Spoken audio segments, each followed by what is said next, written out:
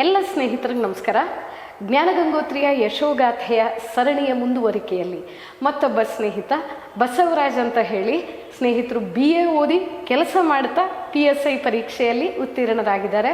ಬನ್ನಿ ಅವರನ್ನು ಮಾತಾಡ್ಸೋಣ. ಬಸವರಾಜ್ ನಮಸ್ತೆ. ನಿಮಗೆ ಈ ಒಂದು ಸಂದರ್ಶನಕ್ಕೆ ಆತ್ಮೀಯವಾದ ಸ್ವಾಗತವನ್ನು ಜ್ಞಾನಗಂಗೋತ್ರಿ ತಂಡದ ಪರವಾಗಿ ನಾನು ಮಾಡ್ತಾ ಇದ್ದೀನಿ. ಬಸವರಾಜ್, ಮೊದಲಿಗೆ ನಿಮ್ಮ ಪರಿಚಯವನ್ನು ಮಾಡಿಕೊಡಿ. ನನ್ನ ಪರಿಚಯ ಮೊದಲಿಗೆ ನನ್ನ ಹೆಸರು ಬಸವರಾಜ್ S ಅಂತೇಳಿ. ಈ ಸಾರಿ ನನ್ನ PSI ಎಕ್ಸಾಮಲ್ಲಿ 147ನೇ ರ್ಯಾಂಕನ್ನು ಪಡೆದುಕೊಂಡಿರ್ತೇನೆ. ನನ್ನ ವಿಳಾಸ ಬಂದು ಮಂಡ್ಯ ಜಿಲ್ಲೆ ನಾಗಮಂಗಲ ತಾಲೂಕು ಸಾಮಕಳ್ಳಿ ಅನ್ನೋ ಒಂದು ಸಣ್ಣ ಗ್ರಾಮ. ಕೇವಲ 115 ಮನೆಗಳಿರುವಂಥ ಒಂದು ಸಣ್ಣ ಗ್ರಾಮ, ರಿಮೋಟ್ ಏರಿಯಾ ಅಂತಲೇ ಹೇಳಿ ಕರಿಬೋದು. ಜೊತೆಗೆ ನನ್ನ ತಂದೆ ತಾಯಿ ಅವರು ಯಾವುದೇ ಔಪಚಾರಿಕ ಶಿಕ್ಷಣವನ್ನು ಪಡೆದಿರುವುದಿಲ್ಲ. ಆದರೆ ನನ್ನ ಮಗ ಇದೇ ರೀತಿ ನಮ್ಮಂಗೆ ಇರಬಾರ್ದು ಅಂಥೇಳಿ ಸಮಾಜದಲ್ಲಿ ಒಂದು ಉತ್ತಮ ಗೌರವ ಸ್ಥಾನಮಾನ ಸಿಗಲಿ ಅಂಥೇಳಿ ಉತ್ತಮ ಶಿಕ್ಷಣವನ್ನು ನಮಗೆ ಕೊಡ್ತಾರೆ. ನಾನು ಏನು ಮಾಡ್ತೀನಿ, ನಮ್ಮ ತಂದೆ ತಾಯಿಯ ಸಹಕಾರದಿಂದ ನಾನು ಪದವಿ BAಯನ್ನು ಪಡೆದುಕೊಳ್ತೀನಿ. ನಂತರ ಕರೆಸ್ಪಾಂಡೆನ್ಸಲ್ಲಿ MA ಇನ್ ಎಕನಾಮಿಕ್ಸನ್ನು ನಾನು ಮಾಡ್ಕೋತೀನಿ.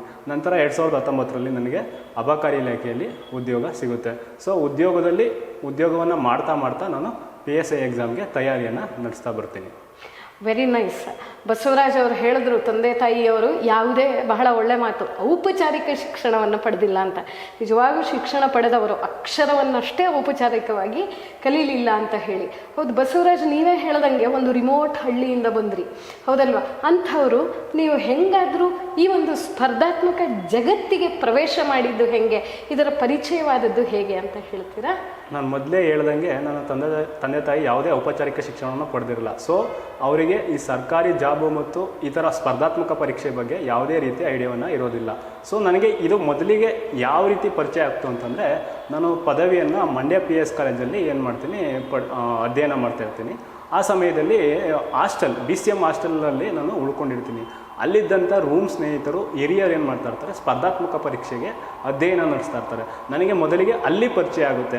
ನಂತರ ತುಂಬ ಮೋಟಿವೇಶನ್ ಆಗಿದೆ ಏನಪ್ಪ ಅಂತಂದರೆ, ನಾನು ಆ ಹಾಸ್ಟೆಲಲ್ಲಿ ಸಮಸ್ಯೆಗಳಿರ್ತವೆ, ಅದ್ರ ವಿರುದ್ಧ ನಾವು ಫೈಟ್ ಮಾಡಬೇಕಾದ್ರೆ ನಮಗೆ ಒಬ್ಬರು AC ಶಾಂತಾ J ಉಲ್ಮಾನಿ ಅಂತೇಳಿ ಒಬ್ಬರು ಅಲ್ಲಿ ಅಸಿಸ್ಟೆಂಟ್ ಕಮಿಷನರ್ ಆಗಿರ್ತಾರೆ. ಅವ್ರು ಬಂದು ಸಮಸ್ಯೆಗಳನ್ನ ಸಾಲ್ವ್ ಮಾಡಿ ಹೊಸ ವರ್ಡನ್ನು ಹಾಕಿ ತಕ್ಷಣಕ್ಕೆ ಏನು ಒಂದು ವಿತಿನ್ ಶಾರ್ಟ್ ಪೀರಿಯಡಲ್ಲಿ ಹಾಸ್ಟೆಲ್ ವ್ಯವಸ್ಥೆ ಬದಲಾವಣೆ ಆಗಿಬಿಡುತ್ತೆ. ನನಗೇನು ಅನಿಸುತ್ತೆ, ಮೊದಲ ಬಾರಿಗೆ ಹೌದು, ನಾನು ಒಂದು ಉದ್ಯೋಗದಲ್ಲಿ ಈ ಥರ ಒಂದು ಅಧಿಕಾರಿಯಾದರೆ ಸಮಾಜವನ್ನು ನಾವು ಸುಧಾರಣೆ ಮಾಡಬಹುದು, ನನ್ನ ಕೈಲಿ ಎಷ್ಟಾಗುತ್ತೆ ಅಷ್ಟು ಸೇವೆ ಮಾಡ್ಬೋದು ಅಂತೇಳಿ ನನಗೆ ಇನ್ಸ್ಪಿರೇಷನ್ ಬರುತ್ತೆ. ನನಗೆ ಮೊದಲು ನನ್ನ ರೂಮ್ ಸ್ನೇಹಿತರು ಜೊತೆಗೆ ಈ ಅಧಿಕಾರಿಯರಿಂದ ನನಗೆ ಸ್ಪರ್ಧಾತ್ಮಕ ಪರೀಕ್ಷೆಗೆ ಪ್ರವೇಶ ಮಾಡಬೇಕು ಅಂತೇಳಿ ನನಗೆ ಉತ್ಸಾಹ ಬರುತ್ತೆ. Very nice. ಒಂದು ದೊಡ್ಡ ಸ್ಪಾರ್ಕ್ ಅಲ್ವಾ? ಒಂದು ದೊಡ್ಡ ಸ್ಪಾರ್ಕ್ ಅನ್ಬೇಕು. ಚಿಕ್ಕ ಸ್ಪಾರ್ಕು ದೊಡ್ಡ ಫೈರ್ ಅಲ್ಲ, ಸ್ಪಾರ್ಕೇ ದೊಡ್ಡದಾಗಿತ್ತು. ಹೌದು, ನಿಮ್ಮ ಮೊದಲ ಹೆಜ್ಜೆ ಆಸೆ ಆಕಾಂಕ್ಷೆ ಎಲ್ಲವೂ ಆರಂಭ ಆಯಿತು. ನಿಮ್ಮ ಮೊದಲ ಹೆಜ್ಜೆ ಏನಪ್ಪ? What is the first step competitive ವರ್ಲ್ಡಲ್ಲಿ ನಿಮ್ಮದು? ಸಾಮಾನ್ಯವಾಗಿ ಹೇಳ್ಬೇಕಾದ್ರೆ ನಮ್ಮದು ಮೊದಲ ಹೆಜ್ಜೆನೇ ಕೂಡ ಏನಾಗುತ್ತೆ, ರಾಂಗ್ ಆಗುತ್ತೆ. ನನಗೆ ಮಾರ್ಗದರ್ಶನದ ಕೊರತೆ ಇರುತ್ತೆ. ಅಂದರೆ ಸುತ್ತಮುತ್ತ ಓದ್ತಿರ್ತಾರೆ, ಆದರೆ ಏನು ಅಂದರೆ ಅವರು ಕಾನ್ಸ್ಟೇಬಲ್ ಎಕ್ಸಾಮ್ ಈ ಥರ ಫೋಕಸ್ ಇರುತ್ತೆ. ಆದರೆ ನನಗೆ ಸರಿಯಾದ ಮಾರ್ಗದರ್ಶನ ಸಿಗೋಲ್ಲ. ಅಂದರೆ ನಾನೇನು ಅನ್ಕೋತೀನಿ, ಸ್ವಾಧ್ಯಯನನೇ ಮಾಡೋ ಮೂಲಕ ನಾನು ಸಾಧನೆಯನ್ನು ಮಾಡ್ಬೋದು ಅಂತ ಅಂದ್ಕೊಂಡು ನಾನೇನು ಮಾಡ್ತೀನಿ, ನಾನು 2015ರಲ್ಲಿ ಓದೋಕ್ಕೆ ಶುರು ಮಾಡ್ತಾ ಏನು ಮಾಡ್ತೀನಿ, ಫಸ್ಟ್ ಮ್ಯಾಗ್ಝೈನ್ನೇ ನಾನು ಫುಲ್ ಡಿಪೆಂಡ್ ಆಗ್ತೀನಿ. ಅದು ಫುಲ್ ಮ್ಯಾಗ್ಝೈನ್ ಹೆಂಗೆ ಅಂತಂದರೆ, ಆ ಮ್ಯಾಗ್ಝೈನಲ್ಲಿ ಹಾಕಿರ್ತಾರೆ, ಕಳೆದ ನನ್ನ ಮ್ಯಾಗ್ಝೈನಲ್ಲಿ ಇಷ್ಟು ಕ್ವಶನ್ಗಳಿಗೆ ಇಷ್ಟು ಅತ್ಯಧಿಕವಾಗಿ ಪ್ರಶ್ನೆಗಳು ಬಂದಿದೆ ಅಂತೇಳಿ ಏನು ಉಲ್ಲೇಖ ಮಾಡಿರ್ತಾರೆ. ನಾನು ಅದನ್ನು ನಂಬಿಕೊಂಡು ನಾನು ಏನು ಮಾಡ್ತೀನಿ, ಕಳೆದ 4-5 ವರ್ಷದಿಂದ ಏನೇನಿದ್ದೋ ಮ್ಯಾಗ್ಝೈನನ್ನು ಓದೋಕ್ಕೆ ನಾನು ಶುರು ಮಾಡ್ತೀನಿ. ಅನಂತರ ಏನು ಮಾಡ್ತೀನಿ ಅಂದರೆ ಹಿಸ್ಟ್ರಿ ಬುಕ್ ತೊಗೊಂಡ್ರೆ ನಾನು 3-4 ಬುಕ್ ಅಟ್ ಟೈಮ್ ಓದ್ಕೊಂಡು ನಾನು ಓದೋಕ್ಕೆ ಶುರು ಮಾಡ್ತೀನಿ. ಇದರಿಂದ ಏನಾಗುತ್ತೆ, ನನಗೆ ಮಿಸ್ ಆಗೋಕ್ಕೆ, ಅಂದರೆ ನಾನು ರಾಂಗು ಓದೋಕ್ಕೆ ನಾನು ಪ್ರಾರಂಭ ಆಗ್ತೀನಿ. ಯಾವಾಗ ನಾನು ರಾಂಗ್ ಅಂತ ನನಗೆ ಗೊತ್ತಾಯಿತು ಅಂತಂದರೆ, ನಾನು ಯಾವಾಗ ಒಂದು ಎಕ್ಸಾಮನ್ನು ತೊಗೋತೀನೋ, ನಾನು ಓದಿದ್ದು ಅಲ್ಲಿ ಕ್ವಶನ್ ಬಂದಿದ್ದು ಅಜಗಜಾಂತರ ವ್ಯತ್ಯಾಸ ಇರುತ್ತೆ. ಇಲ್ಲಿ ನನಗೆ ಅರ್ಥ ಆಗುತ್ತೆ, my strategies fail, I should consider or reconsider my plan ಅಂತೇಳಿ ನನಗೆ ಅರಿವಾಗುತ್ತೆ. ಸರಿ, ನಿಮಗೆ ಅರಿವಾಯಿತು, ಈಗ ತಪ್ಪಾಗ್ಬಿಟ್ಟಿದೆ, ತಪ್ಪು ಹೆಜ್ಜೆ ಆಗೋಯ್ತು, ತಪ್ಪಾಗೋಯ್ತು, ಅರಿವಾಯಿತು. ನೀವು ಇದನ್ನು ಸರಿಪಡಿಸ್ಕೊಂಡಿದ್ದು ಹೇಗೆ ಬಸವರಾಜ್? ನಾನು ಮೊದಲಿಗೆ ನನಗೆ ಗೊತ್ತಾಗ್ತಲ್ಲ ನಾನು ತಪ್ಪು ಮಾಡ್ತಾಯಿದ್ದೀನಿ ಅಂತ. ನಾನು ಅವಾಗ ನನ್ನ ಸೀನಿಯರ್ಸ್, ನನಗಿಂತ ಮುಂಚೆ ಏನು ಅಧ್ಯಯನ ಮಾಡ್ತಾ ಇರ್ತಾರೆ, ಅವ್ರನ್ನ ನಾನು ಕೇಳೋಕ್ಕೆ ಶುರು ಮಾಡ್ತೀನಿ. ಅವರು ಹೇಳ್ತಾ ಹೋಗ್ತಾರೆ, ಈ ಥರ ಬುಕ್ಗಳನ್ನ ಹಿಂಗೆ ಓದಬೇಕು ಅಂತೇಳಿ. ಜೊತೆಗೆ ಒಂದು ಕೋಚಿಂಗ್ ಅವಶ್ಯಕತೆ ಇದೆ ಅಂತೇಳಿ ಒಂದು ಹೇಳ್ತಾರೆ, ಜೊತೆಗೆ ಒಂದು ಅತಿಯಾದ ಒಂದು ಮೋಟಿವೇಶನ್ ಕೂಡ ಕೊಡ್ತಾರೆ. ನೀನು ತುಂಬ ಪ್ರತಿಭಾವಂತ ಶಾಲೆಯಾಗಿದೆಯಾ, ಸೊ ನೀನು ಡೆಲ್ಲಿಗೆ IAS ಕೋಚಿಂಗ್ ಹೋದರೆ ನಿನಗೆ ಅನುಕೂಲ ಆಗುತ್ತೆ. ಸೊ ನೀನು IAS ಹೋದರೆ ಅಟ್ಲೀಸ್ಟ್ PSI ಆದರೂ ಹಾಗೆ ಆಗ್ತೀಯ ಕೊನೆಗೆ ಅಂತೇಳಿ ನನಗೆ ಒಂದು ಗೈಡ್ ಮಾಡ್ತಾರೆ. ಅಂದರೆ ಸರಿಯಾದ ಗೈಡ್ ಆದರೂ ಕೂಡ ಅಂದರೆ ನೀನು ಕೋಚಿಂಗ್ ಡೆಲ್ಲಿಗೆ ಹೋದರೆ ನಿಮ್ಗೆ ಪಕ್ಕ PSI ಆಗ್ತೀಯ ಅಂತ ಒಂದು ಮೋಟಿವೇಶನ್ ಸಿಗುತ್ತೆ. ಅಂದರೆ ದೆಹಲಿಗೆ ಹೋದರೆ ಮಾತ್ರ ನೀನು ಸ್ಪರ್ಧಾತ್ಮಕ ಪರೀಕ್ಷೆಯಲ್ಲಿ ಪಾಸ್ ಆಗ್ತೀಯ ಅಂತ ನಿಮ್ಮ ಸೀನಿಯರ್ಸು ನಿಮಗೆ ಅಡ್ವೈಸ್ ಮಾಡ್ತಾರೆ. ಬಸವರಾಜ್, ದೆಹಲಿಯಲ್ಲಿ ನಿಮ್ಮ ಅನುಭವ ಹೆಂಗಿತ್ತು ಅಂತ? ಸೊ ನಾನು ಯಾವಾಗಲೇ ಹೇಳ್ದೆ, ಮಂಡ್ಯ ನಂದು ಹಳ್ಳಿ, ಹುಟ್ಟಿದ್ದು ಬೆಳೆದಿದ್ದು. ಸೊ ನಾನು ಅವರೇ ಸ್ಟೂಡೆಂಟು, ಕನ್ನಡ ಮಾಧ್ಯಮ. ಇದರಿಂದ ನನಗೆ ಹಿಂದಿ ಇಂಗ್ಲೀಷು ನಾಲೆಡ್ಜು ಅಷ್ಟಾಗಿರಲ್ಲ. ಸೊ ನನಗೆ ಮೊದಲೇ ನಾನು ಡೆಲ್ಲಿಗೆ ಹೋಗೋಕ್ಕೆ ಒಂದು ದೊಡ್ಡ ಪ್ರಾಬ್ಲಮ್ ಆಗುತ್ತೆ. ಅಂದರೆ ನನ್ನ ವಿಳಾಸವನ್ನು ಕೂಡ, ಅಂದರೆ ಎಲ್ಲಿ ಕೋಚಿಂಗ್ ಸೆಂಟರ್ ಇದೆ ಆ ವಿಳಾಸಕ್ಕೆ ನಾನು ಸರಿಯಾದ ಸಮಯಕ್ಕೆ ಸರಿಯಾದ ಜಾಗಕ್ಕೆ ನಾನು ಹೋಗಲ್ಲ. ಅಲ್ಲಿನ ಆಟೋ ರಿಕ್ಷಾ ಅಂದರೆ ಸೈಕಲ್ ರಿಕ್ಷಾದವನು ಏನು ಮಾಡ್ತಾನೆ, ನನ್ನ ಬೇರೆ ಪ್ಲೇಸ್ಗೆ ತಗೋಗ್ತಾನೆ. ಯಾಕೆಂದರೆ ಅವ್ನಿಗೆ ಗೊತ್ತಾಗುತ್ತೆ ಇವನಿಗೆ ಹಿಂದಿನೂ ಬರ್ತಿಲ್ಲ ಏನೂ ಬರ್ತಿಲ್ಲ. ನಾನೇನು ಹೇಳ್ತೀನಿ, ಡೆಲ್ಲಿ ಕರೋಲ್ ಬಾಗ್ ಅಂತ ಹೇಳ್ತಾ ಇರ್ತೀನಿ. ಸೊ ಅವ್ರ ವ್ಯಕ್ತಿ ತಗೋಗಿ ನನ್ನ ಬೇರೆ ಜಾಗದಲ್ಲಿ ಇಳಿಸ್ತಾರೆ. ಕೊನೆಗೆ ಅಂತೂ ಇಂತೂ ತಗೊಂಡು ಅಂದರೆ ವಿಳಾಸವನ್ನು ಹುಡುಕೊಂಡು ನಾನು ಸರಿಯಾದ ಜಾಗಕ್ಕೆ ನಾನು ಹೋಗ್ತೀನಿ. ಅಲ್ಲಿ ಮತ್ತೆ ಸಮಸ್ಯೆಗಳು ಕ್ಲಾಸ್ಗಳಲ್ಲಿ ಏನು ಅಂದರೆ ಅಲ್ಲಿ ಇಂಗ್ಲೀಷಲ್ಲಿ ಹಿಂದಿನ ಮಾಡ್ತಾ ಇರ್ತಾರೆ. ನನಗೆ ಅಂದರೆ ತೊಡಕಾಗ್ತದೆ, ಆರಂಭದಲ್ಲಿ ತುಂಬ ತೊಡಕಾಗುತ್ತೆ. ಬಟ್ ನಾನು ಮುಂಚೆಯಿಂದನೇ ಸ್ವಲ್ಪ ಬೇಸಿಕ್ಸ್ನ ಓದಿದ್ರಿಂದ ನನಗೆ ಸ್ವಲ್ಪ ಅರ್ಥ ಆಗ್ತಾ ಹೋಗುತ್ತೆ. ಸಮಯ ಕಳೀತಾ ನಾನು ಇಂಗ್ಲೀಷ್ ಪೇಪರ್ನ ಅವೆಲ್ಲ ಓದ್ಕೊಳ್ತಾ ನನ್ನ ಜೊತೆಲಿದ್ದಂಥ ರೂಮ್ಮೇಟ್ಸ್ಗಳನ್ನ ಅವ್ರ ಜೊತೇಲಿ ಸಂವಾದ ಮಾಡಿಕೊಂಡು ಅವ್ರ ಹತ್ರ ಹೇಳಿಸ್ಕೊಂಡು ನಾನು ನನ್ನ ಸಮಸ್ಯೆಯಿಂದ ಹೊರಗಡೆ ಬರ್ತೀನಿ. Very nice Basavaraj. ಒಂದು ಸಿನಿಮೀಯವಾದಂತಹ ಅನುಭವದಲ್ಲಿ ನಿಮ್ಮ ದೆಹಲಿ ಪಯಣವನ್ನು ಆರಂಭಿಸಿದ್ರಿ. ಹಾಗೂ ಹೀಗೂ ಸ್ನೇಹಿತರ ಜೊತೆ ಮಾತಾಡೋ ಒಂದು ಹಂತಕ್ಕೆ ಬಂದ್ರಿ ನೀವು. ಹೌದು, ಈಗ ನಿಮ್ಮ ಮೊದಲ ಸಕ್ಸಸ್ ಬಂತಲ್ಲ, ಆ ಅನುಭವ ಯಾವಾಗ ಬಂತು, ಯಾವ ಪರೀಕ್ಷೆಯಲ್ಲಿ ಬಂತು, ಹೇಗನ್ನಿಸ್ತು? ನಾನು ಆವಾಗಲೇ ಹೇಳ್ದಂಗೆ ನಾನು 2015ರಲ್ಲಿ ದೆಹಲಿಗೆ ಹೋಗ್ತೀನಿ. ಆ ನಂತರ ಏನಾಗ್ತದೆ, ನನ್ನ ಸೀನಿಯರ್ಸ್ ಏನು ಹೇಳ್ತಾರೆ, ನೀನು ಯಾವುದೇ ಸ್ಥಳೀಯ ಉದ್ಯೋಗಗಳಿಗೆ ನೀನು ಎಂಟ್ರಿ ಕೊಡೋಕ್ಕೆ ಹೋಗಬೇಡ, ಫುಲ್ ಸಂಪೂರ್ಣವಾಗಿ IAS ಎಕ್ಸಾಮ್ಗೆ ಓದು ಅಂತೇಳಿ ಹೇಳ್ತಾರೆ. ಸೊ ನಾನು ಸಂಪೂರ್ಣವಾಗಿ ಓದ್ತಾ ನನಗೆ ವರ್ಷಗಳ ಕಳೆದಂತೆ ಏನಾಗುತ್ತೆ, ನನಗೆ ಒಂದು ಎಕನಾಮಿಕಲಿ ಇಂಡಿಪೆಂಡೆನ್ಸ್ ಬೇಕು ಅನಿಸುತ್ತೆ. ನನ್ನ ತಂದೆ ತಾಯಿಗಳಿಗೆ ಓದಿಸೋಕ್ಕೆ ಕಷ್ಟ ಆಗುತ್ತೆ. ಸೊ ನನಗೊಂದು ಉದ್ಯೋಗ ಬೇಕು ಅಂತ ಹೇಳಿ ನಾನು ನಿರ್ಧಾರ ಮಾಡ್ತೀನಿ. ಸೊ ಆ ನಿರ್ಧಾರ ಮಾಡಬೇಕಾದ್ರೆ ಒಳ್ಳೊಳ್ಳೆ ಉದ್ಯೋಗಗಳಿರ್ತವೆ. ನಾನು ಇವನ್ PDO ಆಗಲಿ FDA ಆಗಲಿ ಇಂಥವಕ್ಕೆ ನಾನು ಬರೀದೇನೆ ಎಕ್ಸೈಸ್ ಕಾನ್ಸ್ಟೇಬಲ್ ಅಂತೇಳಿ ಒಂದು ಕಾಲಾಗುತ್ತೆ. ಸೊ ಅದರಲ್ಲಿ ಏನು ಹೇಳ್ತಾರೆ, ಪರವಾಗಿಲ್ಲಪ್ಪ ನೀನು ಅಲ್ಲಿ ಓದ್ಕೊಂಡು ಕೂಡ ಅಂದರೆ ಕೆಲಸ ಮಾಡಿಕೊಂಡು ಕೂಡ ಓದ್ಕೋಬೋದು ಅಂತೇಳಿ ಹೇಳ್ತಾರೆ. ಆದ್ದರಿಂದ ನಾನು 2019ರಲ್ಲಿ ನಾನು ಎಕ್ಸೈಸ್ ಕಾನ್ಸ್ಟೇಬಲ್ ಆಗಿ ಅಬಕಾರಿ ಇಲಾಖೆಗೆ ಜಾಯ್ನ್ ಆಗ್ತೀನಿ. ನಂತರ SDA ಕೂಡ ಡಾಕ್ಯುಮೆಂಟ್ ವೆರಿಫಿಕೇಷನ್ ಬರುತ್ತೆ. ಸೊ ನಾನು ಆಲ್ರೆಡಿ ಎಕ್ಸೈಸ್ ಕಾನ್ಸ್ಟೇಬಲ್ ಆಗಿರೋದ್ರಿಂದ ನಾನು ಅದಕ್ಕೆ ಹೋಗಲ್ಲ. ಸೊ ನಂತರ FDA ಡಾಕ್ಯುಮೆಂಟ್ ವೆರಿಫಿಕೇಷನ್ ಬರುತ್ತೆ. ಇವಾಗ ಪ್ರಸ್ತುತ ನಾನು ಪೊಲೀಸ್ ಸಬ್ ಇನ್ಸ್ಪೆಕ್ಟರ್ ಆಗಿ ಸೆಲೆಕ್ಷನ್ ಆಗಿದ್ದೀನಿ. Very nice. ಸೊ SDA ಅಬಕಾರಿ ಇಲಾಖೆಯಲ್ಲಿ ಕಾನ್ಸ್ಟೇಬಲ್ ಹುದ್ದೆಯನ್ನು ತಗೊಳ್ತೀರಾ. ಜಾಬ್ ತಗೊಂಡ ನಂತರ ಹೌದು ಯಾರೋ ಹೇಳ್ತಾರೆ, ಬಟ್ ನಿಮಗೆ ಕೆಲಸ ಮಾಡ್ತಾ ನೀವು ಹೆಂಗೆ ಓದ್ಕೊಂಡ್ರಿ ಅನ್ನುವಂಥದ್ದು. ಸೊ ಅವಾಗಲೇ ಹೇಳಿದೆ ಏನಂತ, ಅಬಕಾರಿ ಇಲಾಖೆಯಲ್ಲಿ ಆರಾಮಾಗಿ ಓದ್ಬೋದು ಅಂತ ಯಾರೋ ಒಬ್ಬರು ಹೇಳಿರ್ತಾರೆ. ಬಟ್ ಅಲ್ಲಿ ಹೋದಾಗ ನನಗೆ ವಾಸ್ತವ ಚಿತ್ರಣನೇ ಬೇರೆಯಾಗಿರುತ್ತೆ. ಸುಮಾರು 4-5 ತಿಂಗಳು ಕೂಡ ನಾನು ಸ್ವಲ್ಪ ಡಿಪ್ರೆಷನ್ಗೂ ಹೋಗ್ತೀನಿ. ಏಕೆಂದರೆ ಅಲ್ಲಿ ಅವ್ರು ಹೇಳೋದೇನಪ್ಪ, ಅಬಕಾರಿ ಇಲಾಖೆಗೆ ಬಂದಿದೆ, ನಿನ್ನ ಕರ್ತವ್ಯ ಮಾಡು, ನಿನಗೆ ಇಲ್ಲಿ ಓದಿಸೋಕ್ಕೆ ಇಲ್ಲಿ ಯಾರೂ ನಾವು ನಿಮಗೆ ಎಂಟರ್ಟೈನ್ಮೆಂಟ್ ಮಾಡಲ್ಲ, ನೀನು ಓದ್ತೀಯ, ನೀನು ಪರ್ಸ್ನಲಾಗಿ ಓದು ಅಂತೇಳಿ ಕೂಡ ಹೇಳ್ತಾರೆ. ಅದಲ್ಲದೆ ನಾನು ಎಕ್ಸೈಸ್ ಕಾನ್ಸ್ಟೇಬಲ್ ಅಂತ ಹೇಳಿದೆ. ಅಬಕಾರಿ ಇಲಾಖೆಯಾಗಲಿ ಯಾವುದೇ ಇಲಾಖೆಯಲ್ಲಿ ಅಲ್ಲಿನ ಕೆಳ ಹಂತದ ಸಿಬ್ಬಂದಿಗಳೇ ಆ ಇಲಾಖೆಯ ಬ್ಯಾಕ್ ಬೋನ್ ಆಗಿರ್ತಾರೆ. ಸೊ ಆಟೋಮೆಟಿಕ್ಕಾಗಿ ವರ್ಕ್ ಪ್ರೆಷರ್ ಅನ್ನೋದು ಇದ್ದೇ ಇರುತ್ತೆ. ಸೊ ಫೈನಲ್ ಆಗಿ ನಾನು ಡಿಸೈಡ್ ಮಾಡ್ತೀನಿ, ಸೊ ನನಗೆ ಅಬಕಾರಿ ಇಲಾಖೆಯಲ್ಲಿ ಇದ್ದು ಕೂಡ ನಾನು ಓದಬೇಕು ಅಂದರೆ ನನಗೆ ಸಮಯ ಕಡಿಮೆ ಇದೆ. ಸೊ ನಾನೇನು ಮಾಡಬೇಕು, ನಿರಂತರವಾಗಿ ನನ್ನ ಕೈಲಿ ನನ್ನ ಸಮಯವನ್ನು ಹೊಂದಿಸ್ಕೊಂಡು ಓದಬೇಕು ಅಂತೇಳಿ. ಸೊ ನಾನು ಒಂದಿನ 2 ಅವರ್ ಓದ್ಬೋದು, ಒಂದಿನ 3 ಅವರ್ ಓದ್ಬೋದು, ಒಂದಿನ 10 ಅವರ್ ಓದ್ಬೋದು. ನಂತರ ನಾನು ಏನು ಮಾಡ್ತೀನಿ ಅಂತಂದರೆ, ನನ್ನ ಊರಿಗೆ ಹಬ್ಬಾರಿ ದಿನಗಳನ್ನ ಎಲ್ಲಾನು ಪೋಸ್ಟ್ಪೋನ್ ಮಾಡ್ತೀನಿ. ಅಲ್ಲಿ ಸಮಯವನ್ನು ಹೊಂದ್ಕೊಳ್ಳೋಕೆ ಶುರು ಮಾಡ್ತೀನಿ. ನಂತರ ನನ್ನ ಇಲಾಖೆಯಲ್ಲಿ ನನಗೋಸ್ಕರ ರಜೆಗಳಿರ್ತವೆ, CL EL ಅಂತೇಳಿ. ಅವ್ರಿಗೆ ನಾನು ಊರಿಗೆ ಹೋಗ್ತಿದ್ದೀನಿ ಅಂತ ಹೇಳ್ಕೊಂಡು ಸ್ವಲ್ಪ ಅಂದರೆ ಸುಳ್ಳು ಹೇಳ್ಕೊಂಡು ನಾನು ಓದೋಕ್ಕೆ ಅಡ್ಜಸ್ಟ್ ಮಾಡ್ಕೊಳ್ತಾ ಟೈಮ್ನ ಓದೋಕ್ಕೆ. ಅಲ್ಲ, ಯಾರಿಗೂ ಹಾನಿ ಮಾಡದ ನಿಮಗೆ ಉಪಯೋಗವಾದಂತಹ ಸುಳ್ಳುಗಳು ಕೂಡ ತಪ್ಪಲ್ಲ ಅನ್ನೋದು ನನ್ನ ಭಾವನೆ. ಏಕೆ? ಹೌದು ಅಲ್ವಾ ಬಸವರಾಜ್? ಹೌದು. ಅದಾದಮೇಲೆ ಕಾನ್ಸ್ಟೇಬಲ್ ಆಗಿ ನಿಮ್ಮ ಅನುಭವ ಅಂದರೆ ಕೆಲಸದ ಅನುಭವ ಜೊತೆಗೆ ಜನರಲ್ ಸ್ಟಡೀಸ್ಗೆ ನೀವು ಏನು ಓದ್ಕೊಂಡ್ರಿ ಅನ್ನುವಂಥದ್ದನ್ನು ತಿಳಿಸಿ. ಕಾನ್ಸ್ಟೇಬಲ್ ಅಂದಕ್ಕೆ ಸಾಮಾನ್ಯವಾಗಿ ಸಮಯದ ಒತ್ತಡ ಜಾಸ್ತಿ ಇರುತ್ತೆ. ಅಂದರೆ ಜಾಸ್ತಿ ಅವರ್ ಕೆಲಸ ಮಾಡಬೇಕಾಗತ್ತೆ. ಇವಾಗ ಎಫ್ ಡಿ ಆದರೆ 10 ಗಂಟೆಗೆ ಹೋಗು 5:30ಗೆ ಬಾ ಅನ್ನೋ ಒಂದು ನೇಚರ್ ವರ್ಕ್ ಇರುತ್ತೆ, 5:30 6 ಗಂಟೆ. ಆದರೆ ನಮ್ಮಲ್ಲಿ ಹಂಗಲ್ಲ. ಇವನ್ ನಾವು ರಾತ್ರಿ 11 ಗಂಟೆ 11:30 ಆದರೂ ಹೋಗಿದ್ದೀವಿ, 10 ಗಂಟೆ 8 ಗಂಟೆ ಈ ಥರ ಕಾಮನ್ ಆಗ್ತಾ ಇರುತ್ತೆ. ಸೊ ವರ್ಕ್ ಅದಲ್ದೇ ನಮಗೆ ಇನ್ನೊಂದು ಚಾಲೆಂಜ್ ಏನಪ್ಪ ಅಂದರೆ ವರ್ಕಿನ ಪ್ರೆಸರ್ ಇರುತ್ತೆ. ಅಲ್ಲಿ ನಾವು ಇಂಟ್ರಾಕ್ಷನ್ ಮಾಡ್ಬೇಕಾದ್ರೆ ಏರ್ ಆಫೀಸರ್ ಜೊತೆ ಸ್ವಲ್ಪ ಸಣ್ಣ ಪುಟ್ಟ ತಪ್ಪುಗಳಾಗಿರ್ತವೆ, ಅವರೇನೋ ಒಂದು ವರ್ಕ್ ಹೇಳಿರ್ತಾರೆ. ಇದು ನಮ್ಗೇನು ಮಾಡುತ್ತೆ, ಬೇಜಾರಾಗ್ಬೋದು, ಸ್ಟ್ರೆಸ್ ಆಗ್ಬೋದು. ಇದನ್ನ ನಾವು ಓದೋ ಕಡೆಗೆ ನಾವು ಏನು ಮಾಡಬಾರ್ದು, ಡಿಮೋಟಿವೇಟ್ ಆಗಬಾರ್ದು, ಡಿವಿಯೇಷನ್ ಆಗಬಾರ್ದಾಗುತ್ತೆ. ಸೊ ಅದರಿಂದ ನಮ್ಮದು ನನ್ನ ಏಮು, ನಾನು ಪೊಲೀಸ್ ನಾನು ಆಲ್ರೆಡಿ ಅಂದ್ಕೊಂಡಿದ್ದೆ ನಾನು ಕೇಪಬಲ್ ಇದ್ದೀನಿ. ಸೊ ನಾನು ಏನು ಜಸ್ಟು ನಾನು ಓದಬೇಕಷ್ಟೇ. ಸೊ ಅಂತೇಳಿ ನಾನು ಕನ್ಸಿಡರ್ ಮಾಡಿ ನಾನು ಬಂದರೆ ಲೈಬ್ರರಿಗೆ ನನ್ನ ವರ್ಕಿಂಗು ಮನಸ್ಥಿತಿಯನ್ನು ಬಿಟ್ಬಿಡ್ತಿದ್ದೆ. ಇಲ್ಲಿ ಬಂದಿದ್ದೀನಿ, ನಾನು ಸಂಪೂರ್ಣವಾಗಿ ಓದಬೇಕು ಅಷ್ಟೇ. ಈ ಮನಸ್ಥಿತಿಯನ್ನು ಇಟ್ಕೊಂಡು ನಾನು ಓದಿರೋದಕ್ಕೆ ನಿರಂತರವಾಗಿ ಒಂದೊಂದು ಪ್ರತಿದಿನವೂ ಓದಿರೋದ್ರಿಂದ ನಾನು ಇವತ್ತು ಸಬ್ ಇನ್ಸ್ಪೆಕ್ಟರ್ ಆಗಿ ಸೆಲೆಕ್ಷನ್ ಆಗಿದ್ದೀನಿ. Very nice. General study strategy ಹೇಳ್ಬಿಡಿ ಮತ್ತೆ ಸ್ನೇಹಿತರಿಗೆ. ಯಾವುದೇ ಎಕ್ಸಾಮ್ ಅಂದರೆ general studies is backbone and foundation. ಇದಿಲ್ಲದೇ ನಾವು ಯಾವುದೇ ಎಕ್ಸಾಮ್ನ ನಾವು ಕ್ಲಿಯರ್ ಮಾಡೋಕ್ಕೆ ಸಾಧ್ಯನೇ ಇಲ್ಲ. ಸೊ ನಮ್ಮದು GS ಅಲ್ಲಿ ನಾವು ವರ್ಲ್ಡನ್ನು ಚೆನ್ನಾಗಿ ಬೇಸಿಕ್ ವರ್ಲ್ಡನ್ನು ಹೊಂದ್ಕೋಬೇಕಾಗತ್ತೆ. ಸೊ ನಾನು BA ಸ್ಟೂಡೆಂಟ್ ಆಗಿರೋದ್ರಿಂದ ನಾನು ಏನು ಮಾಡಿದೆ, ನನ್ನ ಸ್ಟ್ರೆಂತ್ ಏನು, ನನ್ನ ವೀಕ್ನೆಸ್ ಅಂತೇಳಿ ನಾನು ಫಸ್ಟು ಲಿಸ್ಟ್ ಮಾಡ್ತೀನಿ. ಸೊ ನನ್ನ ಸ್ಟ್ರಾಂಗ್ ಸ್ಟ್ರೆಂತ್ ಏನಪ್ಪ ಅಂತಂದರೆ, ನಾನು ಕಲಾ ಮಾಧ್ಯಮ ವಿದ್ಯಾರ್ಥಿ ಆಗಿದ್ದರಿಂದ ನಾನು ಹಿಸ್ಟ್ರಿ ಆಗಲಿ, ಎಕನಾಮಿಕ್ಸ್ ಆಗಲಿ, ಪಾಲಿಟಿ ಆಗಲಿ ಇಂಥ ವಿಷಯಗಳಲ್ಲಿ ನಾನು ಏನು ಮಾಡ್ತೀನಿ, ಸುಲಭ ಆಗುತ್ತೆ. ಸೊ ಅದರಿಂದ ನಾನು ತುಂಬ ಚೆನ್ನಾಗಿ, ಅಂದರೆ ಸುಲಭ ಅಂದರೆ ಸಂಪೂರ್ಣ ಸುಲಭ ಅಂತಲ್ಲ.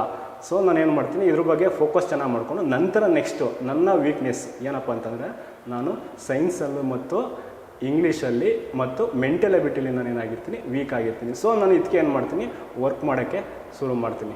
ಸೊ ಇದ್ರ ಬಗ್ಗೆ ನಿರಂತರವಾಗಿ ನನಗೆ ಇವಾಗ ಸೈನ್ಸ್ ಅರ್ಥ ಆಗದೆ ಇರ್ಬೋದು, ಬುಕ್ ಓದ್ತಾ ಇರ್ತೀನಿ, ಅರ್ಥ ಆಗಲ್ಲ ಸಮ್ಟೈಮ್ಸ್. ನಾನೇನು ಮಾಡ್ತೀನಿ, ನಾನು ಸೀನಿಯರ್ಸ್ಗೆ ಮೂಲಕ ಅವ್ರ ಹತ್ರ ಹೇಳ್ಸ್ಕೊಳ್ಳುವಂಥದ್ದು. ಮೆಂಟಲ್ ಎಬಿಲಿಟಿ ಆಗಲಿ ಅದನ್ನ ಯೂಟ್ಯೂಬಲ್ಲಿ ವೀಡಿಯೋಸ್ಕೊಂಡು ನೋಡಿ, ಶಾರ್ಟ್ಕಟ್ ನೋಡಿಕೊಂಡು ಶಾರ್ಟ್ ನೋಟ್ಸ್ ಮಾಡಿಕೊಂಡು ನಾನು ಅದನ್ನ ಏನು ಮಾಡ್ತೀನಿ, ಅಧ್ಯಯನ ಮಾಡ್ತೀನಿ.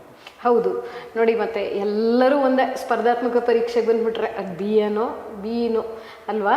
ನಿಮಗೆ ಹಿಸ್ಟ್ರಿ ಎಕನಾಮಿಕ್ಸ್ ಸುಲಭ ಆಯಿತು, ಪಾಲಿಟಿ ಸುಲಭ ಆಯಿತು, ಮತ್ತೊಬ್ಬರಿಗೆ ಸೈನ್ಸ್ ಮೆಂಟಲ್ ಎಬಿಲಿಟಿ ಸುಲಭ ಆಗುತ್ತೆ. ಯಾವಾಗೂ ಹೇಳ್ತಿರ್ತೀವಿ, strengthen the strengths, weaken the weakness ಅಂತ ಹೇಳಿಬಿಟ್ಟು ಆ ಸ್ಟ್ರಾಟಜಿಯನ್ನು. ಬಸವರಾಜ್, ಇವಾಗ ನೀವು ಪ್ರತ್ಯೇಕವಾಗಿ ವಿಶೇಷವಾಗಿ ಯಾವ ಸ್ಟ್ರಾಟಜಿಯನ್ನು ಮಾಡಿದ್ರಿ, ಯಾವ ಪುಸ್ತಕಗಳನ್ನು ಪ್ರತಿಯೊಂದು ಸಬ್ಜೆಕ್ಟಿಗೆ ಬಳಸಿದ್ರಿ ಅನ್ನುವಂಥದ್ದು ನಾವು ವಿಸ್ತೃತವಾಗಿ ಹೇಳಿದ್ರೆ ಸ್ನೇಹಿತರಿಗೆ ಹೆಚ್ಚು ಅನುಕೂಲ ಆಗುತ್ತೆ ಅಂತ. ಖಂಡಿತ. ನಾನು ಮೊದಲಿಗೆ ಹಿಸ್ಟ್ರಿ ಬಂದು KNA ಬುಕ್ಕನ್ನು ಓದ್ತೀನಿ. ನನ್ನ ಸೀನಿಯರ್ಸ್ ಏನು ಮಾಡ್ತಾರೆ, ರೆಫರ್ ಮಾಡ್ತಾರೆ, ನೋಡಪ್ಪ KNA ಬುಕ್ಕು ದಪ್ಪದ್ದು, ಅಂದರೆ ತುಂಬ ಲೆಂತಿ ಇದ್ದರೂ ಕೂಡ ಮಾಹಿತಿಯನ್ನು ಚೆನ್ನಾಗಿ ಕವರ್ ಆಗುತ್ತೆ. ಸೊ KNA ಬುಕ್ಕನ್ನು ಓದು ಅಂತ ಹೇಳ್ತಾರೆ.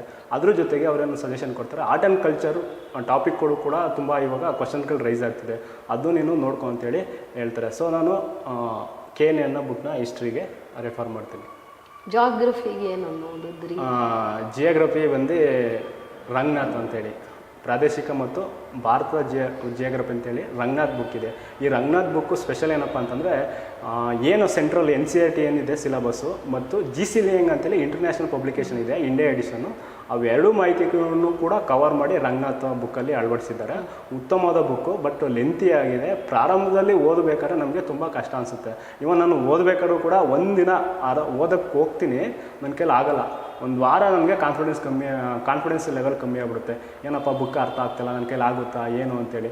ನಂತರ ನಾನು ಏನು ಮಾಡ್ತೀನಿ, ಮತ್ತೆ ಓದೋಕ್ಕೆ ಪ್ರಯತ್ನ ಪಡ್ತೀನಿ. ಆ ಸಮಯದಲ್ಲಿ ನನ್ನ ಸೀನಿಯರ್ಸ್ ಏನಿರ್ತಾರೆ ಅವ್ರ ಹತ್ರ ನಾನು ಸಹಾಯನ ಪಡ್ಕೋತೀನಿ. So Ranganath is best book for competitive exam in Kannada source. Ranganath sir book best book ಅಂತ ಹೇಳ್ಬಿಟ್ಟು ಹೇಳ್ತೀರಾ. ಆಯಿತು, ಜಾಗ್ರಫಿ. ಪಾಲಿಟಿ ಹೇಗೆ ಓದ್ಕೊಂಡ್ರಿ? ಪಾಲಿಟಿ ನೋಡಿ, ಲಕ್ಷ್ಮೀಕಾಂತ್ ಅಂತೇಳಿ ಒಳ್ಳೆ ಬುಕ್ ಇದೆ. ಸೊ ನಾನು ಕನ್ನಡ ಮಾಧ್ಯಮ ವಿದ್ಯಾರ್ಥಿಯಿಂದ ಗಂಗಾಧರರಾವ್ ಬುಕ್ನ ನಾನು ಓದ್ತೀನಿ. ಇವನ್ ಗಂಗಾಧರರಾವ್ ಬುಕ್ ಏನಿದೆ, ಲಕ್ಷ್ಮೀಕಾಂತ್ನ ಆಲ್ಮೋಸ್ಟ್ ಅಲ್ಲೂ ಅಂದರೆ ಒಂದು ಸಿಮಿಲರಾಗಿ ಅನುವಾದ ಇದ್ದಂತೆ ಇದೆ, ಆದರೆ ಸಂಪೂರ್ಣವಾಗಿ ಅದಕ್ಕೆ ರೀಪ್ಲೇಸ್ಮೆಂಟ್ ಅಲ್ಲ. ಅಂದರೆ 90% ಗಂಗಾಧರರಾವ್ ಬುಕ್ ಕವರ್ ಆಗುತ್ತೆ. ಎಕ್ಸ್ಪೆಷಲಿ ಪಾರ್ಲಿಮೆಂಟ್ರಿ ಸಿಸ್ಟಮ್, ಸಂಸದೀಯ ಪದ್ಧತಿ ಏನಿದೆ, ಅಲ್ಲಿ ಸ್ವಲ್ಪ ಗಂಗಾಧರರಾವ್ ಬುಕ್ಕು ಮಾಹಿತಿ ಅನ್ನೋದು ಸ್ವಲ್ಪ ಕೊರತೆ ಇದೆ. ಸೊ ನಾನೇನು ಮಾಡ್ತೀನಿ, ಫಸ್ಟು ಅರ್ಥ ಮಾಡ್ಕೊಳ್ಳೋಕ್ಕೋಸ್ಕರ ಗಂಗಾಧರರಾವ್ ಬುಕ್ ಓದ್ತೀನಿ. ನಂತರ ನಾನು ಪಾಲಿಟಿ ಲಕ್ಷ್ಮೀಕಾಂತ್ ಬುಕ್ನ ಓದ್ತಾ ಹೋಗ್ತೀನಿ. ಓಕೆ, ನೀವು ಎಕನಾಮಿಕ್ಸಲ್ಲೇ ನಿಮ್ಮ ಮಾಸ್ಟರ್ಸನ್ನು ಮಾಡ್ಕೊಂಡಿದ್ರಿ, ಏನಾದರೂ ವಿಶೇಷವಾಗಿ ಓದುವಂಥ ಅವಶ್ಯಕತೆ ಬಂತಾ ಬಸವರಾಜ್ ಎಕನಾಮಿಕ್ಸಿಗೆ? ಖಂಡಿತ. ಯಾಕೆಂದರೆ ನಾನು ಮಾಸ್ಟರ್ಸೇ ಬೇರೆ, ಕಾಂಪಿಟೇಟಿವ್ ಎಕ್ಸಾಮಲ್ಲಿ ಕ್ವಶನ್ಸ್ಗಳು ಬೇರೆ ರೈಸ್ ಇರ್ತವೆ. ಅಲ್ಲಿ ಥಿಯರಿ ಬಗ್ಗೆ ತುಂಬ ಕ್ವಶನ್ಸ್ಗಳು ಬರ್ತವೆ. ಇಲ್ಲಿ ಹಂಗಲ್ಲ, ಪ್ರಾಕ್ಟಿಕಲ್ ಆಗಿ ಇಂಡಿಯನ್ ಜಿಯೋಗ್ರಫಿ ಬಗ್ಗೆ, ಅಲ್ಲಿ ಕಾನ್ಸೆಪ್ಚುವಲ್ ಬಗ್ಗೆ ಇಲ್ಲಿ ಬರ್ತವೆ. ಸಾಮಾನ್ಯವಾಗಿ ಎಮ್ ಎನ್ ಎಕನಾಮಿಕ್ಸಲ್ಲಿ ತುಂಬ ಡೆಪ್ತ್ ಇರುತ್ತೆ, ಅಷ್ಟೊಂದು ಓದೋ ಅವಶ್ಯಕತೆ ಇರೋಲ್ಲ. ಸೊ ಇಲ್ಲಿ ಮೇಲೆ ತುಂಬ ಇಂಪಾರ್ಟೆಂಟ್ ಓದಬೇಕಾಗತ್ತೆ.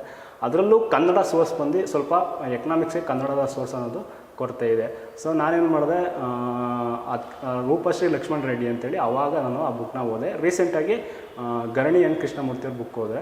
ಬಟ್ ಇವೆರಡು ಮಾಹಿತಿ ಫುಲ್ಲು ಸಂಪೂರ್ಣವಾಗಿ ಕವರ್ ಆಗುತ್ತೆ ಅಂತ ಹೇಳೋಕ್ಕಾಗಲ್ಲ. ಸೊ ನಾನು ರಮೇಶ್ ಸಿಂಗ್ ಅಂತ ಹೇಳಿ ಇಂಗ್ಲೀಷ್ ಸೋರ್ಸ್ ಬುಕ್ನ ಓದೆ, ಜೊತೆಗೆ ಎಕ್ಸ್ಪೆಷಲಿ ಇಂಟರ್ನೆಟ್ ಸೋರ್ಸನ್ನ ವಿಕಿಪೀಡಿಯಾನ ಬಳಸ್ಕೊಂಡೆ.